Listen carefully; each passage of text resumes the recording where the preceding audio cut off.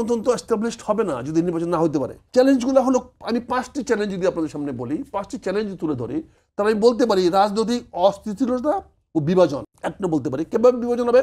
এখন পর্যন্ত বড় দলগুলির নির্বাচনে অংশগ্রহণ নিশ্চিত হয়। অ্যাজ অন টুডে আপনি যেটা বললেন যে এখন পর্যন্ত আমরা বলি নাই সবাই যে হ্যাঁ আমরা এই টুর্নামেন্টের নাম লেখাইলাম, এই টুর্নামেন্টে অংশগ্রহণ করবো। যে টুর্নামেন্টে কি হয় 10টা 12টা 20টা দল তো করে, তারপর ফিকচার তৈরি করে। আমরা কিন্তু এখন পর্যন্ত ঐক্যমতে আসি নাই যে আমরা সবাই এরা নির্বাচন অংশগ্রহণ করি। তার মানে বিভাজন আমাদের চলতেছে, এই বিভাজনটা আমাদেরকে আরো বাড়াবে, যার ফলে রাজনৈতিক অস্থিতিশীলতা বাড়বে। 2 নম্বর, এছাড়াও 2 নম্বর নির্বাচনের বৈধতা। আমরা এখন কাউকে বলছি আসতে দিব না, কাউকে বলতে আসতে দিব না। আপনি কি মনে করেন আওয়ামী লীগ যদি নির্বাচনে অংশগ্রহণ না করে তাহলে আন্তর্জাতিক বৈধতা পাবেন?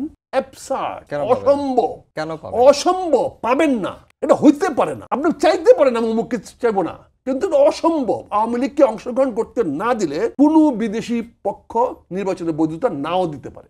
ভারত তো দিবেই না, এবং অনেক রাষ্ট্র দিতে পারে না। ওয়েস্টার্ন ইউরোপিয়ান ভারতের মতামতটা কেন এতটা গুরুত্বপূর্ণ হবে? ওয়েস্টার্ন ভারত একটা দেশ, দেশ তো বটেই। ভারত 2014 সাল 18 সাল 24 সালের ইলেকশনে মেনে নিয়েছে, সবার আগে ফুলও দিয়েছে। দিবে না, এটা কনসিডার রাখতে হবে আপনাকে, রেখে আপনি আগাইতে হবে। সে দিবে না, আপনি ওয়েস্টার্ন ইউরোপিয়ান কান্ট্রিগুলো নাও দিতে পারে। কারণ আপনি নির্বাচনে আমার কাছে আমি খুব ভালো লাগতো, আমি বলতে পারতাম হ্যাঁ আওয়ামী লীগ নির্বাচন করবো। যদি অল্টারনেটিভ আমার কাছে থাকতো আমি ফার্স্ট ম্যান বলতাম।